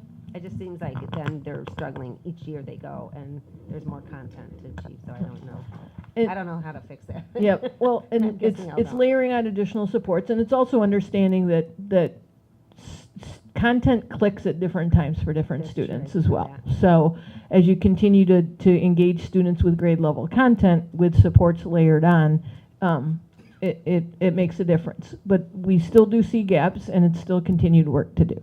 I think also when you look at the value of an NWA is looking at proficiency and growth. Yep. So to your point, if the gap exists, you're also identifying, are those students growing their projected growth during that time period? And so they are also kids, to your Mm-hmm. point, Oh, yeah. that they'd have to Yep. grow double time to close that Yeah, they're gap. going to, But yeah. you want to They're ensure going that you're triple putting time. the supports in place that's allowing them to continue to grow as projected each year.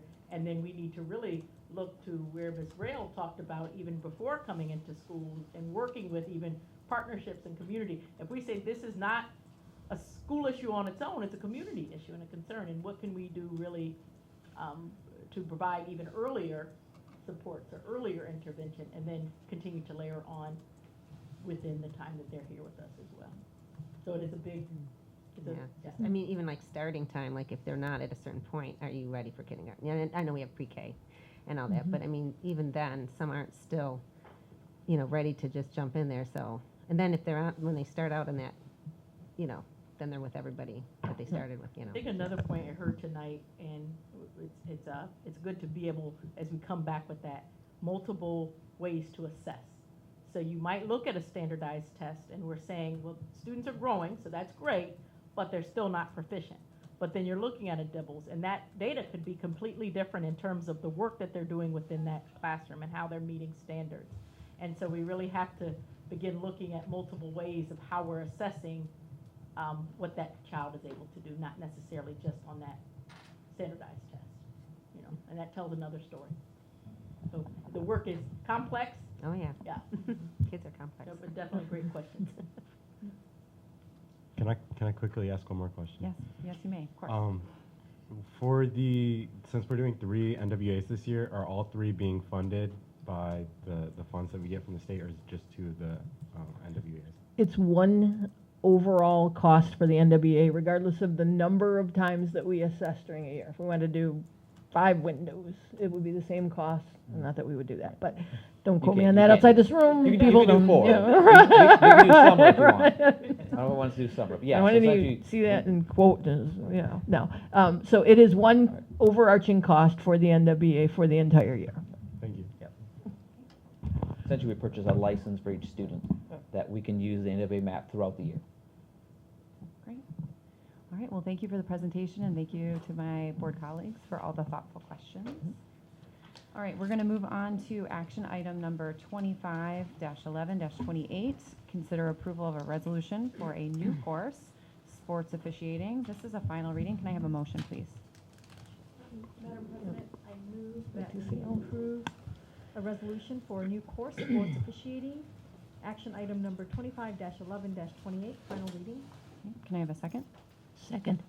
It was moved by Member Sadoo and seconded by Secretary Westra. We talked about this at our last meeting, but do we have any additional questions or comments? No? Okay, I'm going to call for the vote. Those in favor, please say yes. Yes. Those opposed, say no. Motion carries 5-0. Okay, on to action item number 25-11-29. Consider approval of a resolution for a course name change and credit attainment proposal Personal Finance. This is a final reading. Can I please have a motion? Madam President, I move that we consider approval of a resolution for course name change and credit attainment proposal, action item 251129. Okay, can I have a second? I'll second it. Okay, so it was moved by Secretary Westra and seconded by Member Picard. Again, we talked about this at last meeting, but do we have any additional questions or commentary? No? Okay, let's call for the vote. Those in favor, please say yes. Yes. Yes. Those opposed, say no. Motion carries 5-0. On to action item number 25-11-30. Consider approval of a resolution for a new course, Peer-to-Peer Connections. This is also a final reading. Can I please have a motion? Madam President, I ask that we consider approval of a resolution for a new course, Peer Connections. Did I get the right one? Final reading, action item 251130. Okay, can I have a second? I'll second it. Okay, it was moved by Secretary Westra and seconded by Member Picard. Again, any other questions or comments around this one? No? Let's call for the vote. Those in favor, please say yes. Yes. Yes. Those opposed, say no. Motion carries 5-0. Okay, on to action item number 25-11-31. Consider a resolution to rename existing course, HSE Arts, to Peer-to-Peer Connections Arts. Final reading. Can I please have a motion? Madam President, I move that we consider a resolution to rename the existing course HSE Arts to Peer-to-Peer Connection Arts. Action item 25-11-31. Can I have a second? I'll second it. Okay, great. It was moved by Secretary Westra and seconded by Member Picard. Again, any comments or questions around this one? Okay, hearing none, I'll call for the vote. Those in favor, please say yes. Yes. Yes. Those opposed, say no. Motion carries 5-0. Okay, on to action item number 25-11-32.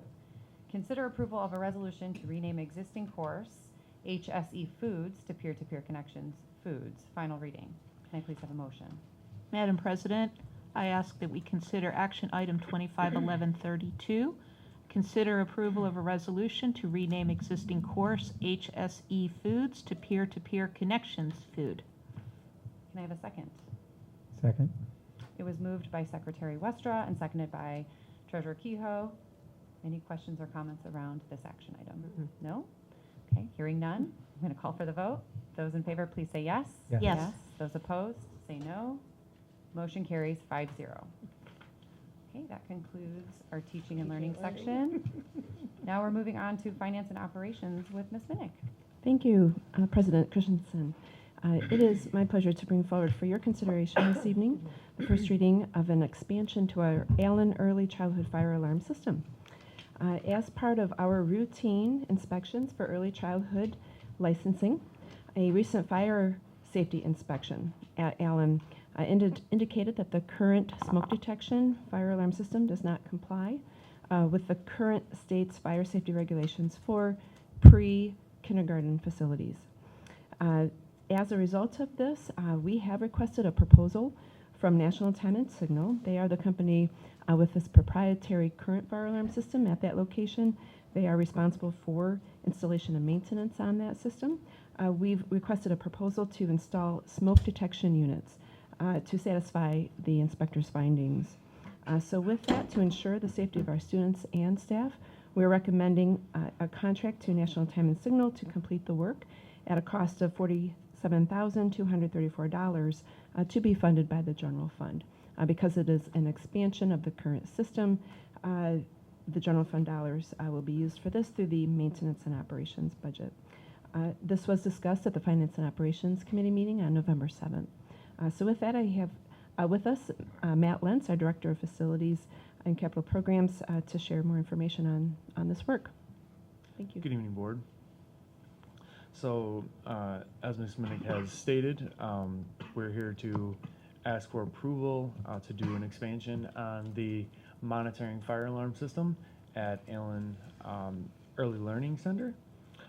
We had our normal inspection of all of our schools for certification for our licensing. at Allen for our pre-K facility, it was noted that we are lacking in the smoke detection portion of our monitoring system.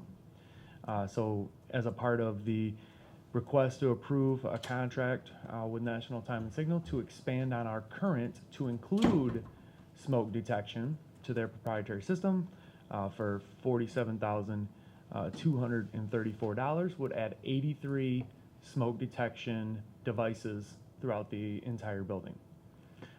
This will allow us to achieve our licensing requirement, and the inspector will then provide us as a certification moving forward. It's important to add on that there were no other concerns or items brought to our attention through this fire safety inspection. Just the addition of the smoke detection units. It, of course, has been up to code when that fire alarm system was initially installed. And we have these inspections regularly. And this time around, this deficit was identified. So we're striving to take care of it as soon as possible. Thank you. Just a clarifying question, when you say no other concerns identified, that's throughout the district? That's through Or this at fire Allen? safety, just this fire safety inspection portion of that child care licensing. Oh, okay. Mm-hmm. Great. It looks like Mr. Kehoe wants to add Just, some yeah, and just one commentary around it. clarification. How many smoke detectors are we replacing or Oh. installing? 83. 83, okay. So it's a substantial number. That's why this cost is coming. Okay, I'll start over with Ms. Picard. I do not have any questions. I was at F&O, so. Okay, I'm going to popcorn over All to the Josh. No questions, thank you. Saeed. No questions, thank you. Member Sadoo. Yeah, just a couple of questions. One is, would it be beneficial, maybe you discussed this in F&O, would it be beneficial to do first and final, or you're not in a rush for that? I don't think it's beneficial to do first and final. Okay. I think we're moving forward. We've showing progress, and we're having we're working on some designs and some things in the background as a part of this, as they did a survey of their entire proprietary system. So I don't think that's necessarily required. Thank you. Last question. On the last page of this proposal, it says this work is not intended to address the state inspector's safety concerns on the latest report. It will not bring the building's fire life safety system into complete current code compliance. What does that mean? So what that means is when this current system was installed, it was compliant as of the 2012 code. And as for an update to the current code says we need voice over enunciation as a part of the horns and strobes that are currently installed. That is not required for this licensing inspection, and an expansion on that type of work would at least double, if not more than double, this current quote, which also does not have anything to do with the licensing that we are currently working on getting. So I think it's in the future. It's probably work we will look into. At this point, we are current with the code when it was installed. We're only short the smoke detection as far as our licensing. Okay. Thanks for the clarification. No questions. We had extension conversation on the exact subject at F&O, so thank you for bringing it up. We do have the Allen Elementary coming up in our bond program work, and so we'll absolutely add this topic as a discussion item for evaluation at that time. Thank you. Thank you. Great. I have no questions. Thank you very much. Thank you. Thank you. Okay, we're on to action item number 25-11-33. Consider approval of a resolution for the purchase of 2 rooftop units, RTUs, for Canton High School. This is a final reading. Can I please have a motion? Madam President, I move that we consider approval of a resolution for purchase of 2 rooftop units for Canton High School. This will be a final reading, action item 25-11-33. Can I please have a second? Second. It was moved by Treasurer Kehoe and seconded by Secretary Westra. Again, we talked about this at last meeting. Do we have any other additional comments or questions? No? Hearing none, I'm going to call for the vote. Those in favor, please say yes. Yes. Yes. Those opposed, say no. Motion carries 5-0. Thank you. Thank you. Okay, we are on to citizens' comments. I don't believe we have any in the basket. No? Okay. Okay, we are moving on to our discussion portion of the agenda here. And we have a resolution of support. So this is a Protect My Kids bill package to address the lack of effective statewide tobacco prevention policies. Member Sadhu brought this forward, shared a hard copy of this resolution at our last meeting. In board notes, primarily the discussion today is around any language we'd want to change in the resolution or add to the resolution. Is there anything that you want to add to that task at hand? So I will open it up for discussion. I don't know if you know, if we did open the resolution, I don't know if we can pull it up. Okay. If we scroll down to the very bottom, there's a section that actually suggests, some editing. So whereas insert something about why these bills are important for our youth. I'm wondering if anyone had anything that they wanted to add, change, modify to this resolution prior to. No, I just kind of, well, I just, there's so many bills in here that, I've read a couple of them, but, just to verify, I haven't looked at all the bills, but I like to read all the things before, see what's all in everything. And I do know, I did look up, we do have a policy on that, which I think there are some limitations, and I forget which exact bill that was, but they tend to start to limit, again, different businesses and things on what they can do. So I was a little concerned about that, just the whole extra liabilities and different things that puts on, which, they have that for alcohol and things like that. My kids still find all this stuff anyways. But, so I kind of am more just in support, of our policy. I think if we be consistent about following through with it, and that should be helpful in any of that, no matter, that's just my personal thought on that. And just because there's so many bills in here and just that requires a lot of, actually, I don't feel comfortable without really looking into more. We're not voting on this tonight. No, Yeah, we're not. Okay. No. Thank you for that. And thank you for bringing that up around, just having some time to look over There's each a of those lot of individual bills. So primarily the discussion today is, do we want to add or omit or change any of the language? That could be something that you even bring via email after looking. But truthfully, we're going to bring it to a first read at our next board meeting, and then there will be an opportunity for a second read. So this is not going for a vote this evening. All right. Okay. Yep. Okay. Can Anyone I else? just add, in the Michigan Association of School Boards, we've had extensive meeting around this from statewide school board members, and there is support and support from community members as well as businesses. There will be a grace period given to businesses to obtain the proper licensing, so it's not like it's a gotcha moment. Okay. There's ample time, a lot of communication that's going to happen. Essentially, because students people under the age of 21, cannot legally obtain this, but yet businesses allow for these loopholes to exist. We just want to close the loopholes.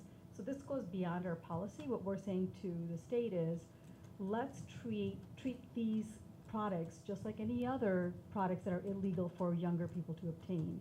So there should be same sort of penalties and punishments.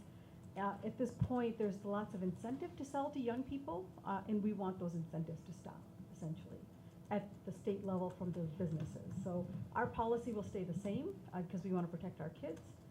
So I just want to make that clarification. And perhaps to your point, maybe we want to take all those bills, put them all in one sentence, rather than having them scattered all over, so it's a concise message, just to make it simpler, but I wanted to clarify. Yeah, I just would like to see if there's anything else in the bills. Yeah, please, There's I a mean, lot of stuff definitely, gets put in bills. I encourage everyone to read those. Yes, of course. And contact community members. I would like to hear from the students, perhaps, you could look at those at some point on your free time. I know these are difficult to understand, but I would love your feedback at the next meeting.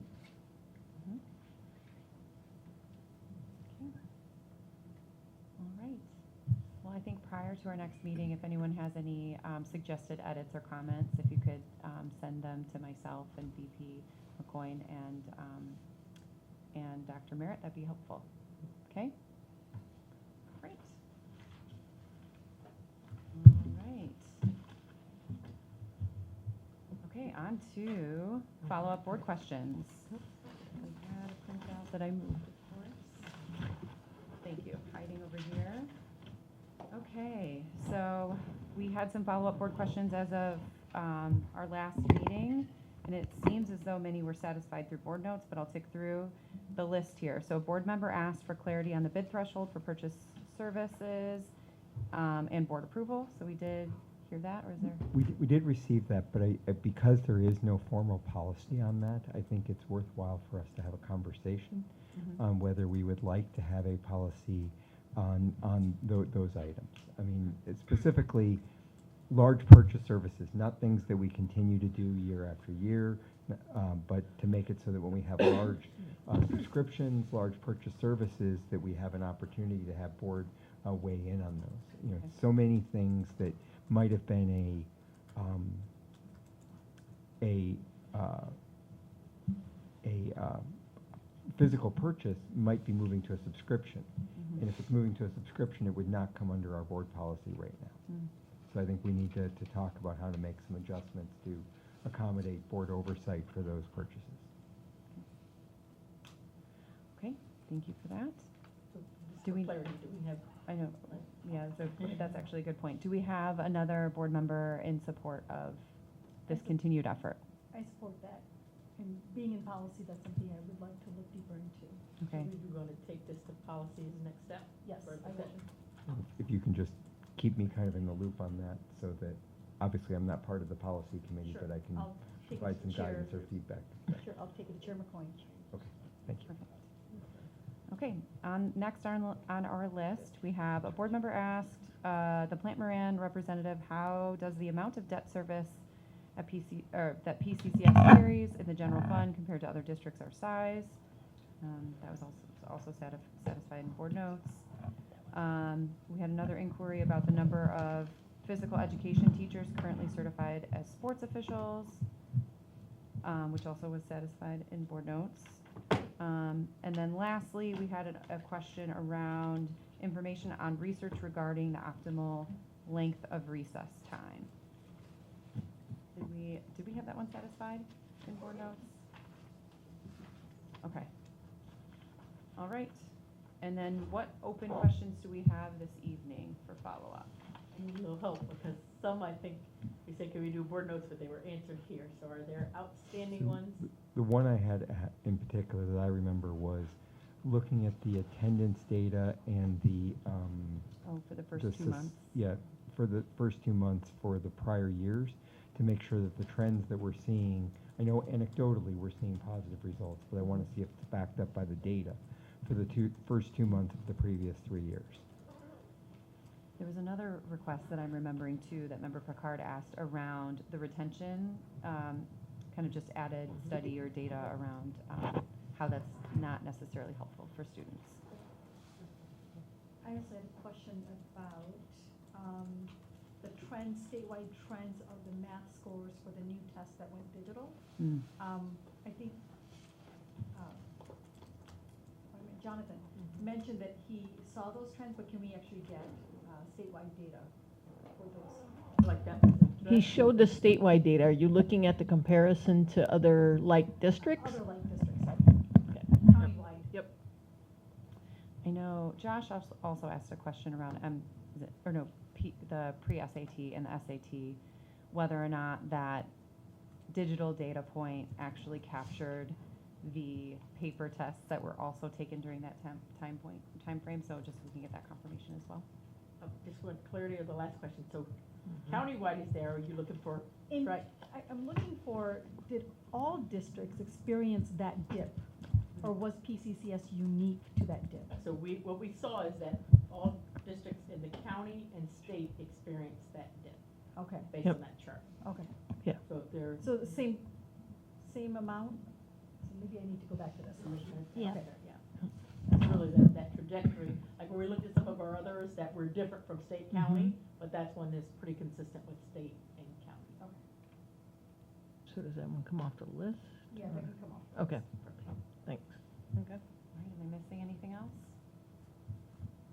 No? All right. I had one, but I can't remember it now, so I'll send it to you in board notes when I remember it. Sorry, Judy, I don't have it written down either. Okay, perfect. Okay, well, that concludes our meeting. We will adjourn at 9:08 p.m. Thank you, everybody.